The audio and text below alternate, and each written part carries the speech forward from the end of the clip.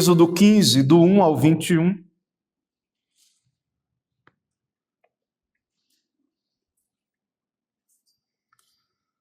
A Santa Escritura, a palavra do Senhor diz assim: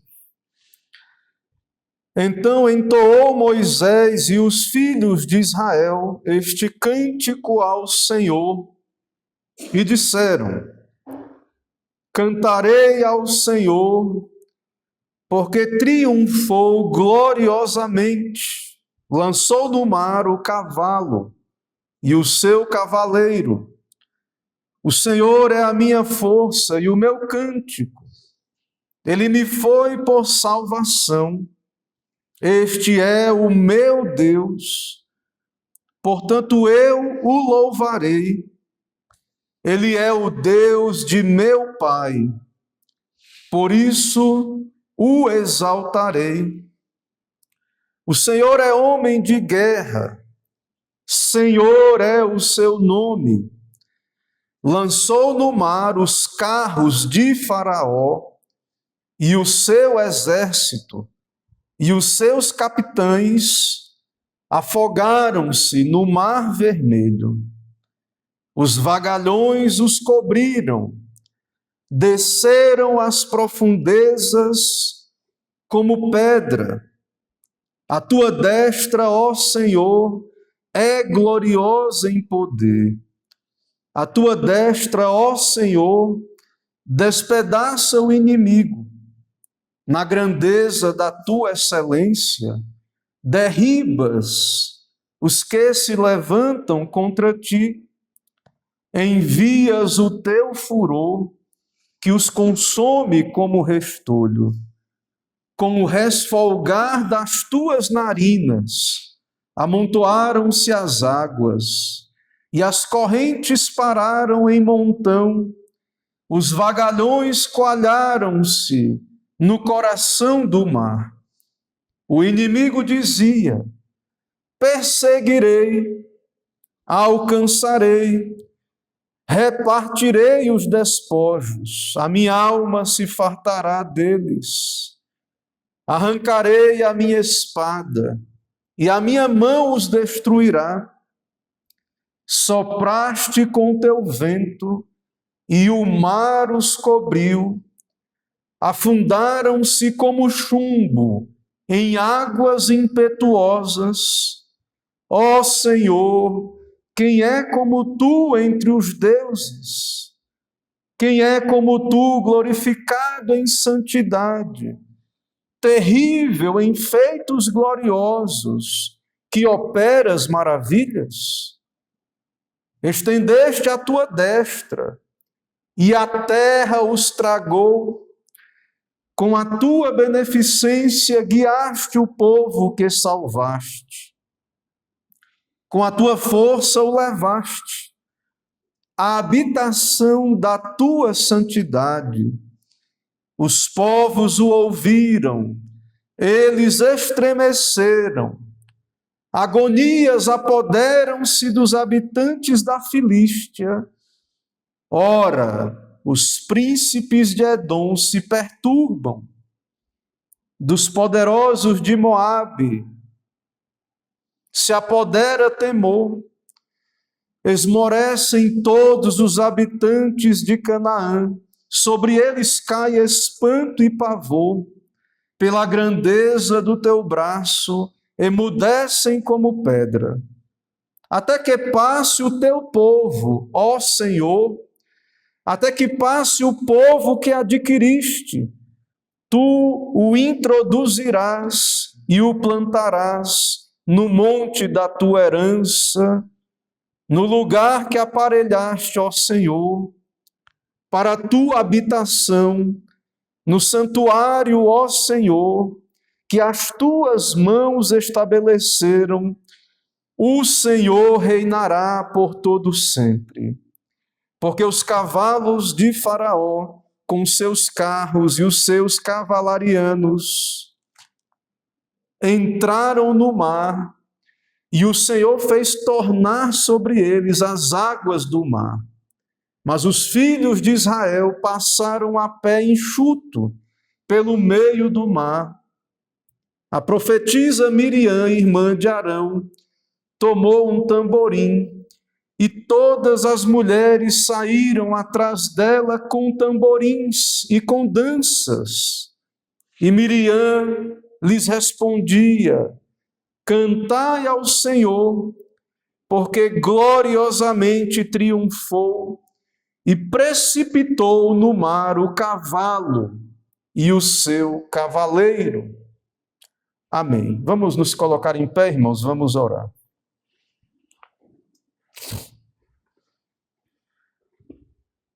Senhor Deus, Rei eterno, único Deus, Senhor, Deus o Pai, Deus o Filho, Deus o Espírito Santo, único Deus, Jeová, Javé, Senhor, Deus dos exércitos, Todo-Poderoso, te adoramos, ó Deus, teu povo reunido neste dia. Abençoa, ó Pai, o teu culto, recebe a adoração, abençoa a pregação, ó Deus, da tua palavra. Pedimos, ilumina nossas mentes e corações, nos dá do teu Espírito, nos enche do teu Espírito, abençoa a pregação, nos dá a ouvir Cristo pela pregação.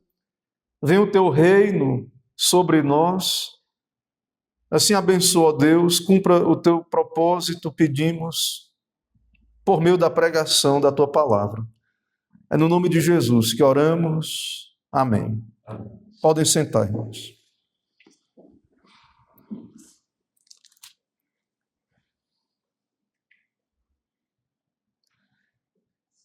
Meus irmãos, a salvação de Deus começa no pacto eterno, na eternidade, no conselho da Santíssima Trindade, onde o Senhor planejou e pré-ordenou todas as coisas.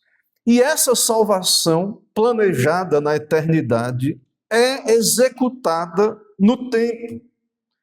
O Senhor revela o seu plano, o seu evangelho, o Senhor cumpre as suas promessas de salvação, o Senhor promete salvar o seu povo. É o que temos visto aqui no livro do Êxodo. O Senhor fez um pacto com Abraão, o Senhor chamou Moisés, o Senhor prometeu salvar o seu povo do cativeiro do Egito, e o Senhor cumpre a sua promessa. É o que temos no texto. O Senhor destrói os exércitos do Egito, o rei do Egito, Faraó e seus exércitos. O Senhor salva o seu povo. Nós, irmãos, estamos diante de uma salvação executada. Uma salvação consumada, histórica. Objetiva, um fato histórico. Deus executou, cumpriu a sua salvação. Essa salvação, sabemos aqui, de Israel, aponta para outra, a salvação maior, a salvação consumada na cruz do Calvário. Cristo venceu, esmagou a cabeça da serpente, Satanás, o inimigo de Deus. Esta também é uma salvação executada, histórica, objetiva. É um fato da história. A salvação de Deus, meus irmãos, foi então planejada, executada. Ela também é aplicada pela obra do Espírito Santo. E nós aprendemos pela Escritura, a salvação pertence ao Senhor. É uma batalha que é do Senhor. O Senhor é Rei eterno. O Senhor é homem de guerra. E Ele é quem salva. A salvação é obra do poder de Deus, apenas de Deus. Como temos dito, há um termo teológico para isso, ela é monergística, ela é do Senhor, não há obra do homem na salvação. E então, ao sermos salvos, a igreja, o povo de Deus, Israel, da parte do salvo, da igreja, há uma resposta de fé e adoração. Tudo é de Deus na salvação, e ao sermos salvos, somos salvos para o culto, para a adoração. Deus nos chama a uma salvação da fé, para viver uma vida da fé, para adorá-lo, para praticar as obras da fé. Mas é interessante, irmãos, e perceba que a salvação nas Escrituras está intimamente relacionada ao culto. Deus salva um povo para o culto. A resposta de um povo salvo é adorar a Deus. A doutrina da salvação está intimamente relacionada ao culto. Uma teologia bíblica do culto estará relacionada à soteriologia, ou à doutrina da salvação. É por isso que a grande reforma, os reformadores, ao retornarem ao Evangelho, um dos aspectos principais da reforma foi a reforma do culto, da adoração. O culto tem que ser conforme Deus prescreveu. Adoração, louvor, cântico, culto é a resposta adequada à salvação, salvação que nos é apresentada aqui como uma obra única do poder de Deus, e há um padrão aqui na Escritura. Deus salva e a resposta é o culto. E isso está em todas as Escrituras. E no Novo Testamento, quando João tem aquela visão de Apocalipse, no capítulo 14, ele vê o Cordeiro em pé sobre o Monte Sião, e a igreja representada por 144 mil, número que representa os eleitos de Deus, os selados. E apenas esses eleitos e selados adoram, e ninguém mais pode adorar, senão os salvos, os eleitos de Deus. Todos os salvos são salvos para a adoração, para o culto. A resposta para a salvação é culto, obediência, santidade, temor de Deus. E o que vemos aqui, irmãos, no nosso texto, é que o salvo canta, adora. Há um padrão na Escritura para isso. Tu, crente, tu foste salvo para a adoração, para glorificar a Deus, para servir a Deus, pela prática de boas obras, pela vida da fé, para viver para a glória de Deus. Desse modo, o canto, o louvor, elogiar a Deus, é a resposta de um coração grato, inundado por gratidão. Cantar é a resposta do crente, independente se tem uma boa voz ou não, se é desafinado ou não. E é por isso que a reforma protestante restaurou o lugar do canto congregacional.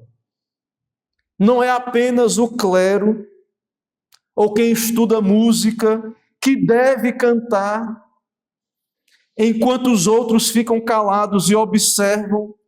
Vemos aqui Moisés e o povo cantou, a igreja cantou. E esse, irmãos, é o primeiro cântico registrado nas Escrituras. E o seu contexto é libertação do Egito, salvação. Ele é comum dos salmos, é inspirado numa linguagem poética, é uma resposta de adoração. Deus é exaltado, Deus é louvado neste cântico. A salvação é apresentada como um resgate, uma libertação do cativeiro. O povo de Deus é salvo para prestar festa, culto ao Senhor no deserto.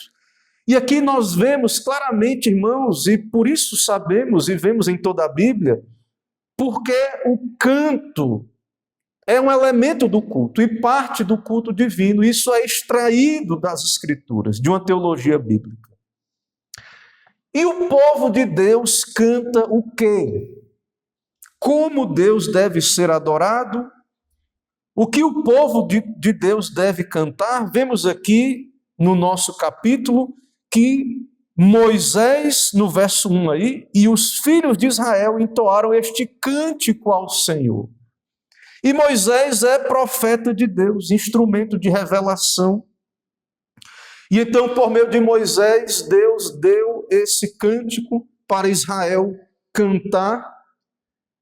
de modo inspirado, a palavra de Deus, Moisés e o povo cantam conduzidos pela liderança profética de Moisés. Então nós vemos, irmãos, que de fato este cântico é como Salmos, é inspirado, é palavra de Deus. Eles cantam a palavra de Deus. E desse modo nós aprendemos que a salvação é de Deus, apenas de Deus, e o culto também é de Deus. Deus dá ao seu povo o que ele deve cantar. O povo é salvo e chamado a regozijar-se no Senhor, a adorar a Deus. E Deus providencia o cântico pelo qual o povo vai adorá-lo, através do seu profeta, através de Moisés. Aqui temos visto Cristo representado aqui nessa figura mediatória e messiânica, Moisés. Assim como em Apocalipse, os eleitos são vistos entoando o cântico do Cordeiro. O cântico do Cordeiro. Deus dá ao seu povo aquilo que o seu povo irá cantar.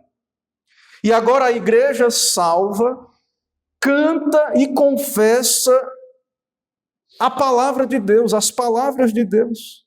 A festa é do Senhor, o canto é do Senhor, tudo é do Senhor. Assim vemos que esse primeiro cântico é colocado após a libertação, tem estrutura, teologia de um salmo, celebra a Deus, quem Deus é, aponta para a esperança, para o futuro, e o povo é chamado a adorar, celebrar festa ao Senhor, e o canto é um elemento deste culto, como na nossa confissão de fé, o canto dos salmos é um elemento do culto, e o canto aponta para a palavra de Deus, é palavra de Deus, e aponta para essa salvação de Deus, e fala de vários elementos da salvação, como a fama de Deus que se espalha entre as nações. A salvação é um evento público diante dos olhos das nações, mas a ênfase é, irmãos, não esqueçam disso. Muita gente separa a adoração de culto, adoração de serviço a Deus, de obediência. E isso, de fato, não tem base bíblica. Isso é, de fato, algo estranho às Escrituras. O culto é extremamente importante relacionado à salvação. Os reformadores, então, lutaram para restabelecer a importância e centralidade do culto, e nós devemos hoje travar essa mesma batalha. Irmãos, irei caminhar por esse texto a partir do tema o cântico da vitória de Cristo. O cântico da vitória de Cristo. Em primeiro lugar, do verso 1 a 6, veremos Cristo vence. Do verso 1 a 6, então, temos no versículo 1, irmãos, cantarei ao Senhor porque triunfou gloriosamente, lançou no mar o cavalo e seu cavaleiro. Deus triunfou, é um fato, um evento histórico. Deus salvou o seu povo. Não é... Deus tornou a salvação possível. Para ver agora se o pecador quer ser salvo. Deus salvou o seu povo. É como aprendemos e sabemos da cruz do Calvário.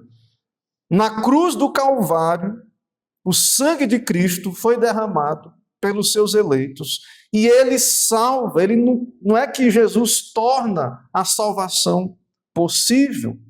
Ele pagou o nosso escrito de dívida. Estamos salvos. Claro que essa salvação tem que ser aplicada pela obra do Espírito Santo.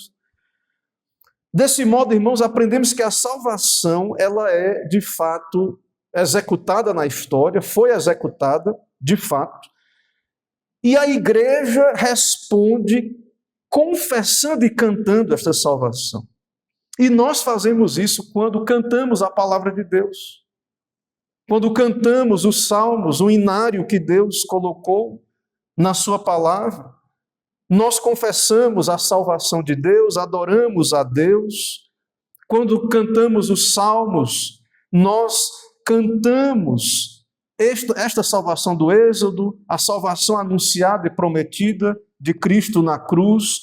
E é por isso que o Senhor nos dá o que cantar, nos deu o livro dos salmos. E aqui esse cântico de Moisés, como argumentamos, segue a mesma estrutura. Canto inspirado, dado por Deus, para que seu povo cantasse. Então não resta nenhuma dúvida, irmãos, e a reforma assim também retornou a esse princípio e elemento de que o canto, deve haver canto no culto de Deus, e nós vemos também aqui nesse padrão bíblico. No verso 2, nós vemos que a salvação ela é pactual e experimental. O Senhor é a minha força e o meu cântico. Ele me foi por salvação. Este é o meu Deus. Portanto, eu o louvarei. Há uma linguagem pactual, meu Deus, eu sou seu povo, parte do seu povo. E também a linguagem pactual está quando o Senhor, e Moisés fala, inspirado pelo Senhor, e de fato isso era um fato, o pai de Moisés e a mãe eram crentes. Moisés diz, ele é o Deus de meu pai. Desse modo, há uma estrutura pactual. O povo de Deus, como um povo salvo, pactual, experimenta essa salvação, confessa, canta, adora a Deus. E desse modo, então, essa salvação executada e experimentada é a base e o motivo do culto. Nós fomos salvos, o Senhor executou a salvação. Essa salvação foi aplicada, nós experimentamos, Deus é o nosso Deus. Nós podemos dizer, Deus é o meu Deus, o Senhor é a minha força, este é o meu Deus. Experimentamos, a fé reconhece, Deus é o meu Deus, é o Deus de meu Pai. Deus salva um povo. E Deus também quer que esta salvação seja transmitida aos filhos, aos netos, que os nossos sucessores possam dizer, este é o Deus de meu Pai. Porque também a salvação ela é transmitida e acontece especialmente no contexto da família. No verso 3, o Senhor é homem de guerra.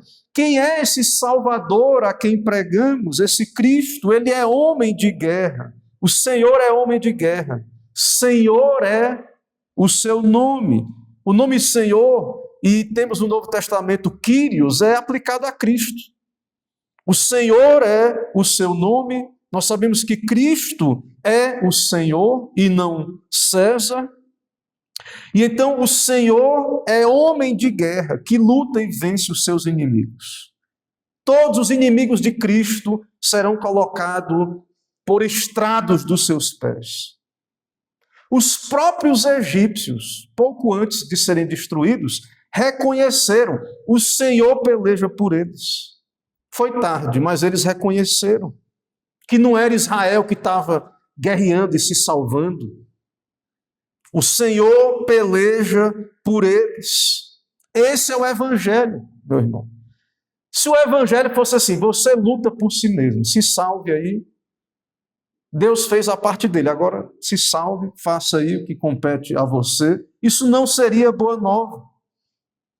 A boa nova, o Evangelho aqui é o Senhor luta e vence em nosso lugar.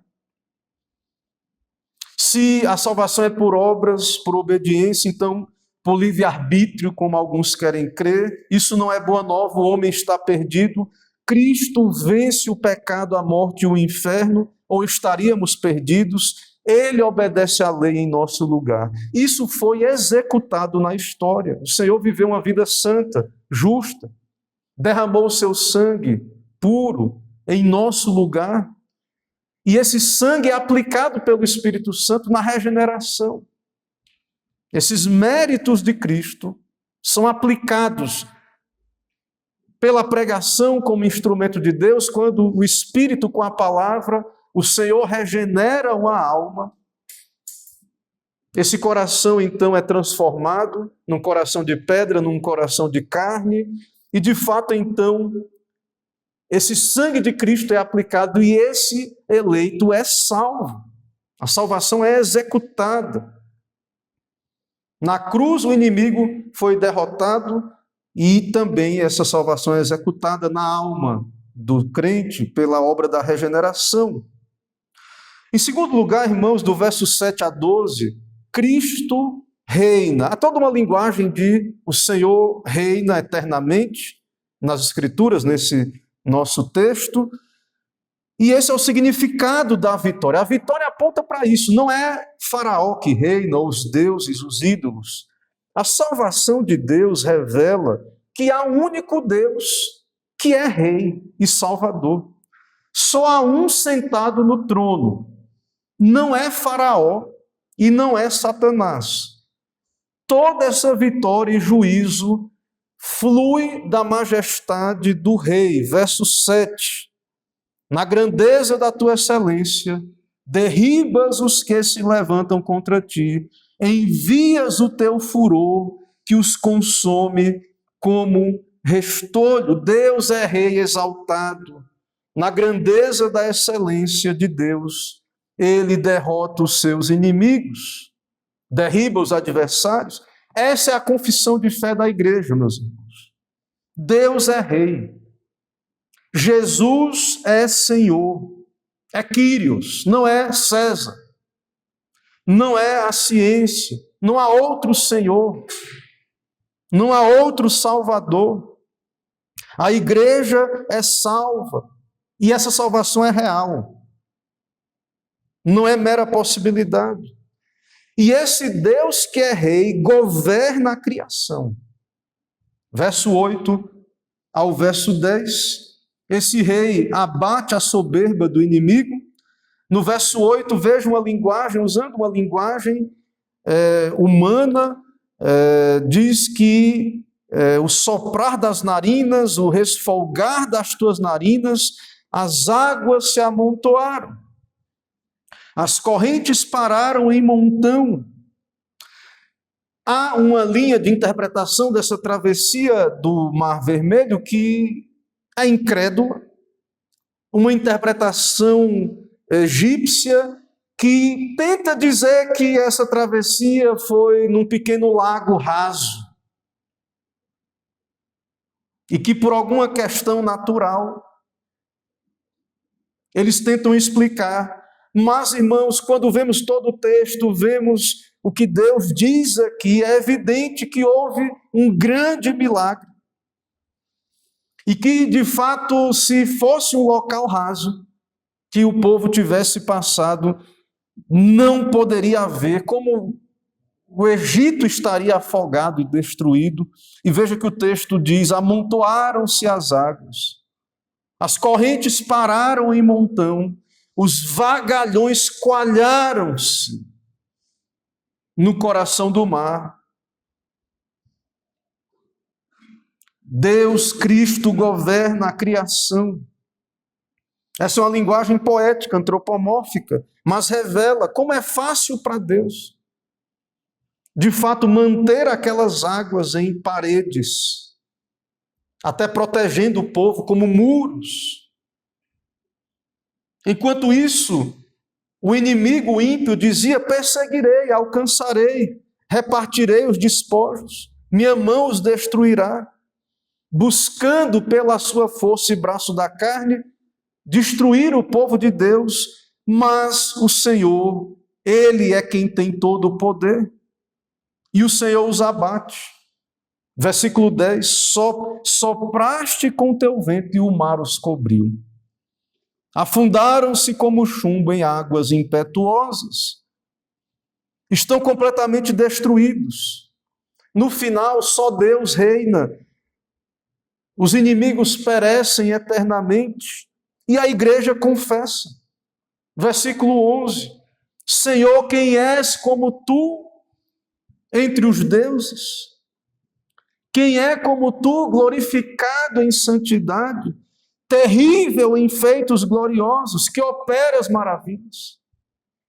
A igreja confessa. Só há um Deus, não há ídolo algum. A resposta é óbvia, não há. Quem és como tu? Ninguém, não há outro. O Senhor é o grande, eu sou. O Senhor é conforme a sua natureza santa, exaltada, transcendente.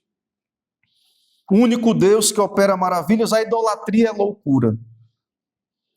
No versículo 12, vemos que pela ordem deste Deus, que é rei e tem todo o poder, pela mão de Deus, verso 12, estendeste a tua destra e a terra os tragou.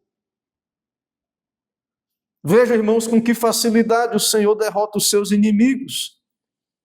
Então, Cristo reina, Ele governa. Também, em terceiro lugar, Cristo conduz, verso 13 a verso 12. Com a tua beneficência, guiaste o povo que salvaste. Com a tua força o levaste à habitação da tua santidade. E aí descreve a reação, a resposta dos povos ao redor. Mas nós vemos, irmãos, não apenas Deus salva, a salvação não é de Deus só o seu princípio ou o fim, mas o meio, o caminho. Deus está presente. Como já falamos, Deus guia o seu povo. Deus chama o seu povo para o culto e guia o seu povo para o lugar da sua herança, para a terra prometida, que aponta para o estado eterno, o lugar da presença de Deus, onde Deus será eternamente adorado. E com base em que Deus faz isso? Verso 13. Com base na beneficência de Deus, no seu amor, na misericórdia, no amor leal de Deus. Não é porque Israel é bom ou tem méritos. Deus derruba o inimigo, Deus sustenta o seu povo. Não é por virtude de Israel. Com a tua beneficência os guiaste para a habitação da tua santidade. Deus derruba o inimigo, Deus é fiel ao seu pacto, a si mesmo. Deus fará tudo para a sua própria glória, para o bem do seu povo, mas não é por virtude de Israel. Deus não salva um povo, irmãos, e deixa o povo agora seguir o seu próprio caminho. Deus tem um destino, um propósito. Deus os guia à tua santa morada. Deus salva para o culto. Deus salva para a adoração ao Deus Trino. É o que diz aí no final do verso 13. Os levaste à habitação da tua santidade. Deus nos salva e Ele nos está levando para essa condição de bem-aventurança eterna, de alegria, de prazer na presença dEle. Nesta terra restaurada, o estado eterno. A salvação é completa de Deus do princípio ao fim, mas o meio, o caminho. Deus é quem guia, quem conduz, o caminho é de Deus. E diante dessa salvação, a resposta das nações é: elas tremem. Verso 14 a 16.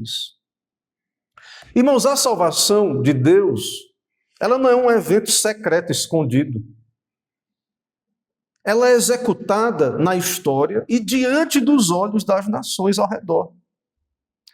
E ela causa impacto nas nações. E ao mesmo tempo que a salvação é misericórdia e graça para os seus eleitos, também essa mesma salvação é juízo contra as nações. Aqui no texto, no contexto do Antigo Testamento, essas nações eram filisteus, Edom, Moabe, os habitantes de Canaã. Então, o medo dessas nações não era Israel empunhar a espada, os seus exércitos. O medo é o Senhor batalha por eles. O temor é o Senhor abriu o mar vermelho. O Senhor lutou e destruiu os egípcios. Eles tinham medo, o Deus de Israel, ou seja, veja que mesmo entre os pagãos, os que não se convertem, há um impacto. A salvação de Deus, ela se desdobra, ela causa uma repercussão. E mais na frente temos a confissão de Raabe, que é salva, se converte, ou seja, há uma repercussão nas nações ao redor. E todos esses eventos aqui são preparatórios para a entrada do povo na terra de Canaã. E a salvação de Deus, irmãos, é um evento corporativo. Deus salva um povo, a igreja, reúne um povo a si mesmo, e é um evento público. Não está acontecendo num lugar escondido, para ninguém saber. As pessoas ao redor têm notícia, são informadas. Não é uma salvação também, agora está salvo, faz o que quer, e cada um faz o que quer, vai para onde quer, cada um tem seu caminho, adora do jeito que quer, ou qualquer coisa assim. Não é isso, irmãos. Verso 17. Tu o introduzirás e o plantarás no monte da tua herança, no lugar que aparelhaste ao Senhor para a tua habitação, no santuário, ó Senhor, que as tuas mãos estabeleceram. Deus introduzirá o seu povo nesse estado de bem-aventurança, de adoração, o monte da herança. O lugar que aparelhaste era Canaã, de modo tipificado ali em sombras do Antigo Testamento, e nós sabemos que isso agora é o estado eterno, o céu. Essa terra restaurada, a Nova Jerusalém descerá do céu, e uma cidade-templo, Cristo, será adorado eternamente. E Deus salva o seu povo para o culto. Veja, irmãos, quão insensato é separar salvação de culto. O evangelho é pregado, Deus envia o seu evangelho, salva um povo para que o adore, porque não há culto, adoração, os homens estão mortos, estão no paganismo. Então Deus não guia o seu povo aleatoriamente para qualquer lugar. Deus salva e guia um povo a si mesmo, para lhe adorar, para lhe prestar culto. Ele reúne um povo. Sempre foi o plano de Deus que o seu povo, por obra do mediador, se juntasse a ele. Estrutura pactual, Deus é o Deus do seu povo, o povo é o povo de Deus. Deus quer seu povo perto dele, junto de si, habitando com ele, adorando eternamente. É o que o Evangelho anuncia, essa é a natureza do reino de Deus, um reino eterno. Veja o verso 18. O Senhor reinará para todo o sempre, o seu governo é sempiterno, é sem fim. Cristo, Rei constituído sobre o monte Sião, reinará para sempre. E por isso nós o louvamos diariamente em nossas famílias, no culto, no dia do Senhor. Nos preparamos para o estado eterno, onde louvaremos eternamente. Por isso também, irmãos, na sequência do verso 20 a 21, nós temos que Miriam cantou e dançou com as mulheres. Mais uma vez o canto como resposta à salvação de Deus. O canto congregacional, a igreja é salva. É resposta adequada à salvação. E por isso a tradição reformada, então, trouxe esse elemento, o canto congregacional, reconhece esse elemento, o louvor congregacional, para todo o povo redimido. Como vemos no nosso texto, Moisés e os filhos de Israel cantaram este cântico ao Senhor. Irmãos, diante desse texto ainda, aplicações. Meus irmãos, o Evangelho é revelado, Cristo é revelado nas Escrituras, em todas as Escrituras, e o Senhor chama a fé em Cristo. Você que ainda não crê no Senhor, creia em Jesus, vá a Ele, não há outro Senhor. E ao ir a Cristo, então, você deve, pela graça, olhar para Ele. E o que é que o Senhor fez? O que é que Cristo faz? Ele salva. E Ele salva do quê? Do cativeiro do pecado, do mundo, do inferno. E salva para quê? Para adorá-lo. Você é salvo para adorar, para ter comunhão, para servir a Deus na sua vida diária, particular, para que essa salvação alcance a tua família. Você ensine os teus filhos no caminho do Senhor, para que você se reúna com o povo de Deus, para adorar a Deus. Você é chamado por Cristo para viver neste evangelho, ser salvo, para viver a justiça da fé, para viver a obediência do evangelho, que é uma obediência da fé, e responder a essa salvação com adoração e ter em Cristo o teu único conforto na vida e na morte. E quanto aos salvos, a igreja, como povo salvo, entenda isso. Os salvos adoram a Deus. Os salvos cultuam a Deus, têm prazer no culto a Deus, na comunhão com Deus. O cântico, a adoração é uma resposta necessária à salvação. Deus salva para que o povo festeje no deserto, para o culto, para o cântico aqui, como elemento do culto. Por isso, crente salvo, salmodie ao Senhor no teu coração. É o que Paulo diz no Novo Testamento sobre o crente que deve se encher do Espírito Santo. Habite ricamente em vós a palavra de Cristo. Aconselhai-vos, instruí-vos, aconselhai-vos mutuamente em toda sabedoria, louvando a Deus com salmos, hinos e cânticos espirituais, ou seja, com salmos, com a palavra de Deus. Ame o culto, crente. Ame o canto congregacional. Cante. Adore a Deus.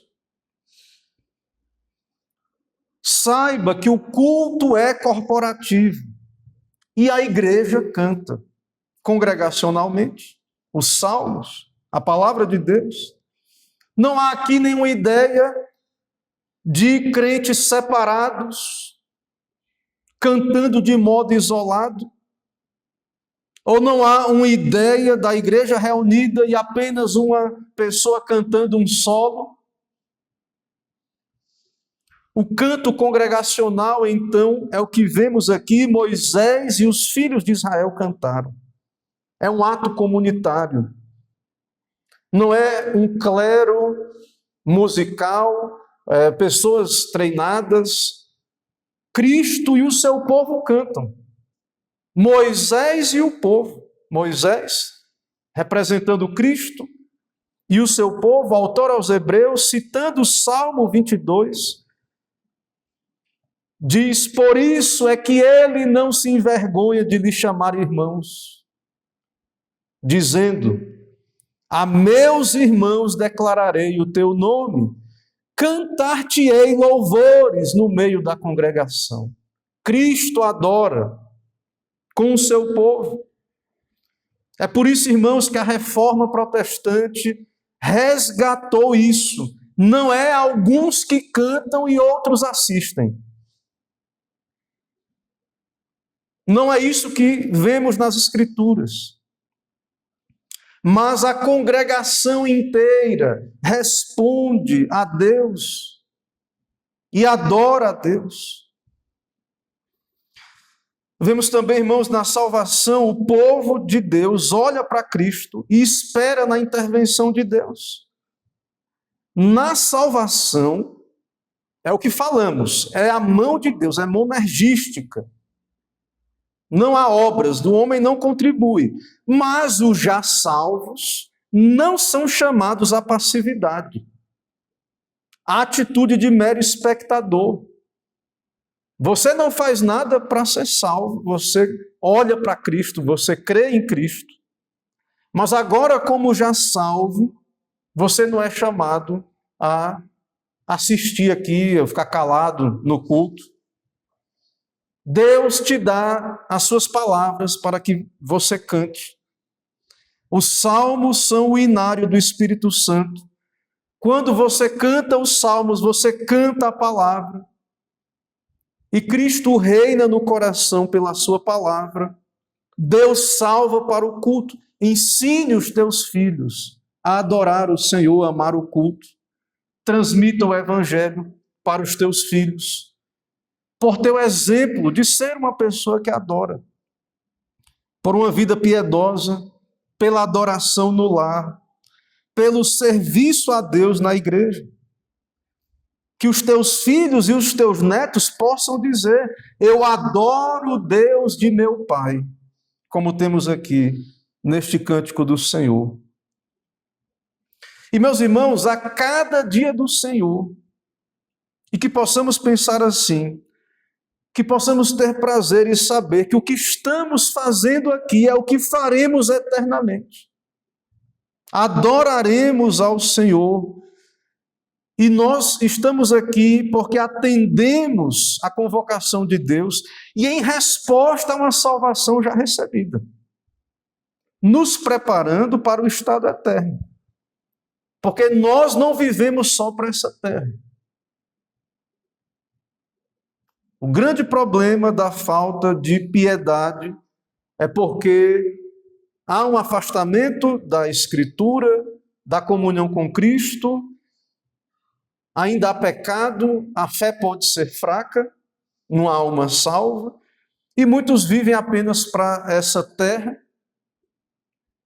e acabam por viver muitas vezes como os pagãos, e são incrédulos, têm medo de não conseguir pagar suas contas, se não tiverem às vezes 2 empregos ou qualquer coisa assim. Mas, irmãos, nós somos um povo diferente, salvos pela graça. Deus opera com o seu poder e nós não vivemos apenas para essa terra. E fomos salvos para adorar. Então essa é a nossa vocação. Deus nos chama para isso. Somos um povo sacerdotal. Desse modo, irmãos, valorizemos o culto, o cântico, os salmos, o culto público. Tenhamos prazer nisso. E saibamos que toda a Escritura é a palavra de Deus, especialmente Deus nos dá na sua palavra, nos salmos, o cântico que Cristo cantou, os cânticos, e cânticos de vitória, de salvação, que é a confissão da nossa fé, que possamos adorar a Deus, responder à salvação de Deus, com adoração, com canto da sua palavra, dos salmos. Que o Senhor nos abençoe, irmãos, que o Senhor aplique sua palavra aos nossos corações. Irmãos, vamos nos colocar em pé, vamos orar.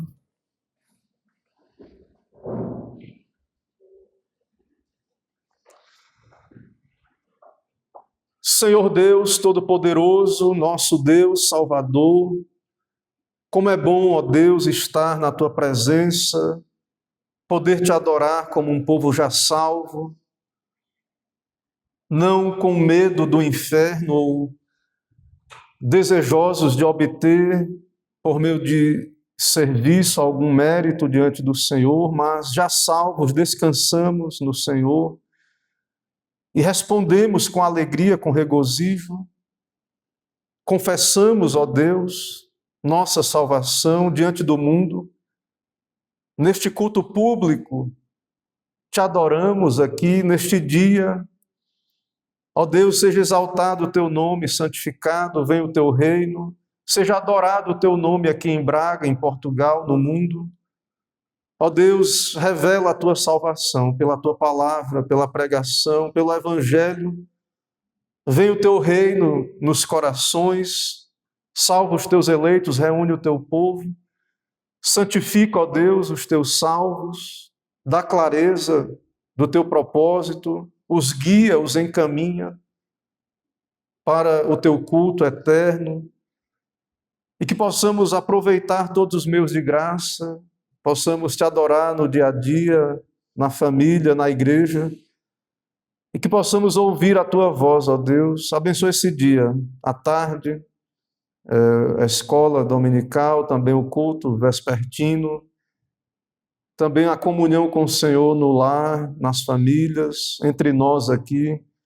Abençoa, ó Deus. Dá-nos assim um bom dia, dá-nos uma boa semana. Cumpra-se todos os Teus propósitos em nós, na igreja. É o que pedimos, oramos no nome de Jesus. Amém.